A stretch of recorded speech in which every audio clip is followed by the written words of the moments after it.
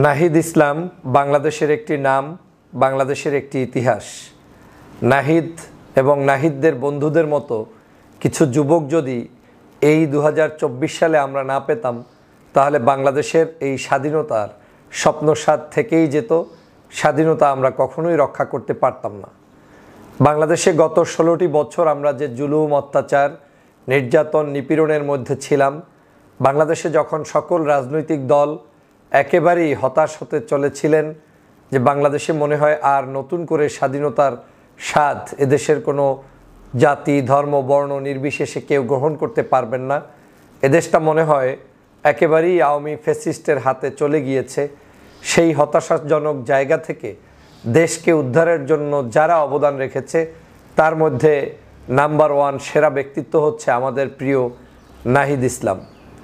নাহিদ ইসলামরা যে জুলুম, অত্যাচার সহ্য করেছে, যেই সময় আরাম আয়েশে জীবনযাপন করতে পারতেন, যেই সময়টাতে পরিবার নিয়ে ব্যস্ত থাকতে পারতেন, যেই সময় পার্সোনাল লাইফ নিয়ে গ্যাংস্টার সেজে ঘুরে বেড়াতে পারতেন, সেই সময়ে এই নাহিদ ইসলামরা বাংলাদেশের মানুষের কথা ভেবে নিজের জীবনকে মৃত্যুর কোলে ঠেলে দিয়ে তারপর 2024-এর জুলাই বিপ্লবকে সাধন করেছে এবং অ্যাচিভ করেছে। আজকের এই নাহিদ ইসলাম বাংলাদেশের প্রত্যেকটি জনগোষ্ঠীর কাছে পরিচিত এবং সুপরিচিত এবং সুন্দর একটি নাম, এবং তার নেতৃত্বে আমরা বাংলাদেশের এক দফা যে আন্দোলন, এই আন্দোলন সংগ্রাম করে ফ্যাসিস্ট শেখ হাসিনাকে বাংলাদেশ থেকে তাড়াতে পেরেছি। আজকের এই নাহিদ ইসলামকে নিয়ে বাংলাদেশের বিভিন্ন জায়গায়, বিভিন্ন মহলে বিভিন্ন ধরনের ষড়যন্ত্র করানো হচ্ছে। এর অন্যতম কারণ হচ্ছে যাতে করে নাহিদ ইসলামদের মতো মানুষকে বিতর্কিত করতে পারলেই বাকিরা যারা ষড়যন্ত্র করে সবসময়, এই ষড়যন্ত্রবাজরা যে কোনো মূল্যে প্রতিষ্ঠিত হতে পারে। বন্ধুরা আমার, আপনারা জানেন নাহিদ ইসলাম আজ এই বাংলাদেশের জন্য কি কষ্ট নেই করেছেন। যখন এই বাংলাদেশের মানুষ সব জায়গা থেকে বঞ্চিত হচ্ছে, সকল জায়গায় নিপীড়নের শিকার হচ্ছে, যখন কারো কথা কেউ শুনছে না, এবং যখন কেউ এই এক দফা দাবির উচ্চারণও মুখে আনতে পারছে না, তখন কিন্তু নাহিদ শহীদ মিনারে গিয়ে সেখানে এক দফা দাবি মুখ থেকে উচ্চারণ করে জাতির সামনে এক দিকপাল হিসেবে আবির্ভূত হয়েছিলেন। নাহিদ ইসলামকে ডিবির হারুনেরা গ্রেপ্তার করে তারপরে কি অমানুষিক নির্যাতন করেছে সেটা আপনারা দেখেছেন। তাদেরকে বন্দি করে রাখা হয়েছিল, তারপরে তাদেরকে যে কোনো মূল্যে চাপ সৃষ্টি করে সরকারের পক্ষে স্টেটমেন্ট দেওয়ার জন্য বাধ্য করা হয়েছিল, কিন্তু তারা কিন্তু আমরণ অনশনে গিয়ে তাদের সকল ষড়যন্ত্র ফাঁস জনগণের কাছে পৌঁছে দিয়েছে। এই নাহিদদেরকে গুম করা হয়েছে। বিশেষ করে নাহিদের যদি শরীরের একটি অংশ দেখে থাকেন, সমগ্র বাংলাদেশের যেই ছবিটি ভাইরাল হয়েছে, তার কোমর থেকে পায়ের গোড়ালি পর্যন্ত যে ছবিটা আমরা দেখেছি, সেটা কোনো মানুষের ছবির মতো নয়। মনে হচ্ছে যেন একটি মানুষের রান সম্পূর্ণ আগুনের ভিতরে পুড়িয়ে দিয়ে তারপরে উঠানো হয়েছে। এই হচ্ছে সেই নাহিদ, এই হচ্ছে সেই নাহিদ যারা আমাদের চেতনার বাতিঘর, যারা আমাদের বলিষ্ঠ কণ্ঠস্বর, যারা আমাদের জীবনকে নতুন করে উপহার দেওয়ার একটি নাম। এই নাহিদরা যদি 24-এ আবির্ভূত না হতেন, তাহলে বাংলাদেশের এই আজ যে স্বাধীনভাবে কথা বলছেন, আজ যে স্বাধীনভাবে রাজনীতি করছেন, আজ যে স্বাধীনভাবে মত প্রকাশ করছেন, আজ যে আপনি বাংলাদেশকে স্বাধীন বাংলাদেশ মনে করছেন, তার কিছুই থাকতো না। We are Nahid. আমরা নাহিদের পক্ষের, আমরা নাহিদদের, নাহিদ সহ নাহিদের অনুগামী সকল বন্ধুদের আমরা। তারা আমাদের ছোট ভাই, তারা আমাদের জন্য কাজ করেছেন, দেশের জন্য লড়াই করেছেন, দেশের মানুষের জন্য লড়াই করেছেন। এই নাহিদের সবচেয়ে বড় একটি দিক হচ্ছে নির্দ্বিধায় কথা বলা। যখন বাংলাদেশের সংবিধান নিয়ে কেউ কথা বলতে পারে না, নাহিদরা তখন সংবিধানের বিরুদ্ধে দাঁড়িয়ে যে এই সংবিধান হচ্ছে ফ্যাসিবাদী শেখ হাসিনার সংবিধান, এটাকে পরিবর্তন করে নতুন সংবিধান কিংবা সংস্কারমূলক সংবিধান দরকার, তারা নাহিদরাই করতে পেরেছে। এই নাহিদই করতে পেরেছে। এই নাহিদই আজকের বাংলাদেশে শেখ মুজিবের পারিবারিক যে ছুটি 8টা দিবস বন্ধ করেছে, তার মধ্যে 5টি হচ্ছে শেখ হাসিনার পরিবারের ছুটি। শেখ রাসেল, শেখ কামাল, ফজিলাতুন্নেসা, শেখ মুজিব, এভাবে করে শেখ হাসিনা এদের এই জাতীয় দিবসগুলোকে বন্ধ করে দিয়েছে এই নাহিদ। এই নাহিদই প্রথম বলতে পেরেছে দাঁড়িয়ে যে বাংলাদেশে এখনও বাংলাদেশের জাতির পিতা ইস্যু সমাধান হয়নি, অতএব বাংলাদেশে কোনো জাতির পিতা নেই। এই সাহসিকতা বাংলাদেশের অনেক রাজনীতিবিদ আজ পর্যন্ত দেখাতে পারেননি।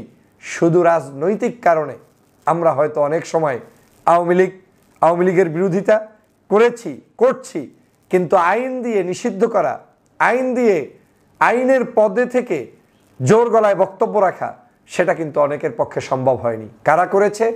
নাহিদ করেছে। নাহিদ আওয়ার প্রাউড, নাহিদ আমাদের সম্পদ, নাহিদ আমাদের দেশের জন্য যা করেছে, কিয়ামত পর্যন্ত যদি বাংলাদেশের কোনো মানুষ এই নাহিদের আর কোনো কাজ নাও পায়, তারপরেও তাকে স্মরণ করতে হবে।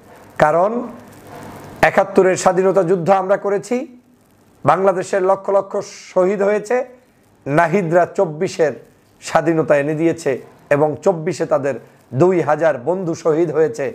৫০,০০০-এর অধিক মানুষ হাত নেই, পা নেই, চক্ষু নেই।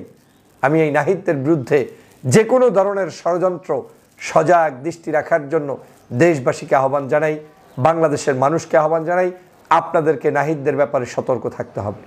নাহিদদের ব্যাপারে একটি কুচক্রী মহল দাবি তুলে বিভিন্ন পেশার জায়গা থেকে, বিভিন্ন দাবি দেওয়ার মধ্য থেকে তাদেরকে অপমান অপদস্থ করার একটি কৌশল নিয়েছে। কিন্তু ওই জায়গায় যারা সত্যিকার দেশের জন্য লড়াই করছে তাদের দোষ না, কিন্তু কিছু মানুষকে আওয়ামী লীগ ইনপুট করে দিচ্ছে যাতে করে ছাত্র আন্দোলনকে বিতর্কিত করা যায়। এই বৈষম্য বিরোধী ছাত্র আন্দোলনকে বিতর্কিত করতে পারলে, এই ছাত্র জনতার দাবি দাওয়াকে বিতর্কিত করতে পারলেই বাংলাদেশে একটি মহল এই দেশে আওয়ামী লীগের হয়ে ষড়যন্ত্র বাস্তবায়ন করতে পারে, যেটা আমরা বাংলাদেশে কোনোদিন হতে দিব না।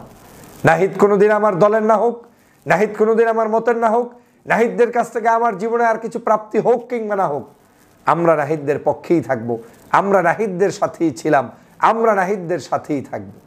কি বলিষ্ঠ ভূমিকা রেখেছে।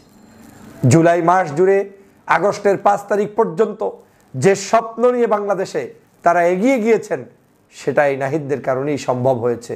নাহিদরা বুকের তাজা রক্ত ঢেলে দিয়ে, তার বন্ধুরা বুক পেতে দিয়ে হাত উঁচু করে, তারপরে তারা যখন রক্ত ঝরিয়েছে, দেশটা তখন স্বাধীন হয়েছে। আজ স্বাধীন বাংলাদেশে আপনি, আমি, আমরা চলতে পারছি, কথা বলতে পারছি, আমরা মানুষের সামনে উপস্থাপিত হতে পারছি। প্রিয় সহযোদ্ধা ভাইরা, সকলের কাছে অনুরোধ থাকবে, নাহিদের এই রক্ত বৃথা যেতে দেব না, নাহিদদের এই সংগ্রামকে বৃথা যেতে দেব না, নাহিদদেরকে নিয়ে কোনো ষড়যন্ত্র মেনে নিব না। নাহিদরা এই বাংলাদেশের যে কোনো সময়ের, যে কোনো ইতিহাসের চাইতে বাংলাদেশের ইতিহাসের নতুন ইতিহাস সৃষ্টিকারী, অতএব তাদেরকে নিয়ে ষড়যন্ত্র কোনোভাবে বুনতে দেওয়া হবে না।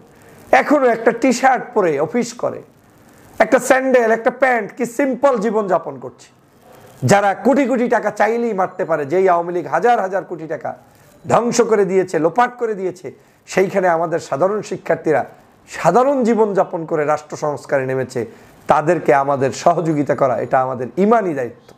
আসুন দল মত, জাতি, ধর্ম, বর্ণ নির্বিশেষে ঐক্যবদ্ধভাবে এই নাহিদদের দুর্দিন কিংবা সুদিন সবসময় পাশে দাঁড়াই, তাদের হাতকে শক্তিশালী করে আগামীর বাংলাদেশ গঠন করি। মনে রাখবেন, যেই দেশে কোনো নেতার কদর হয় না, কিংবা যারা জাতিকে শ্রেষ্ঠতম দিন উপহার দেয় তাদেরকে কদর করা হয় না, সেই দেশে কিন্তু বারবার এইরকম জাতীয় নেতা তৈরি হবে না, এরকম জাতীয় বীরেরা তৈরি হবে না। হতে পারে আপনার ছোট, কিন্তু তার অবদান অনেক বড়, হতে পারে আপনার বড়, কিন্তু তার অবদান অনেক ছোট। এভাবেই মানুষের জীবন। অতএব আমাদের কারো উপরে কোনো কাজকে ছোট করে দেখার কোনো সুযোগ নেই। প্রিয় সহযোদ্ধা ভাইরা, আজ আমাদের এই উপদেষ্টা থেকে শুরু করে সর্বমহলে আমাদের যে দাবি থাকবে সেটা হচ্ছে একটাই, জুলাই বিপ্লবের চেতনা ধারণ করুন। জুলাই বিপ্লবের বিরুদ্ধাচারণ কেউ করবেন না। জুলাই বিপ্লবকে নিয়ে কেউ ষড়যন্ত্র করলে তাদেরকে কিন্তু কোনো অবস্থায় এদেশের জনগণ ক্ষমা করবে না।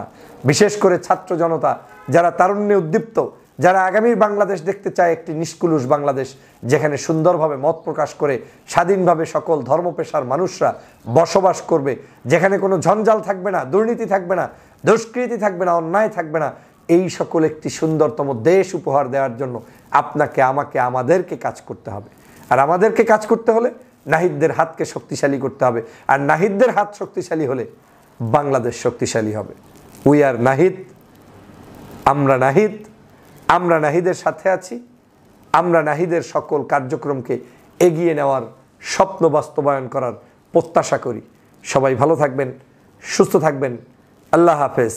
আসসালামু আলাইকুম ওয়া রাহমাতুল্লাহি ওয়া বারাকাতুহু।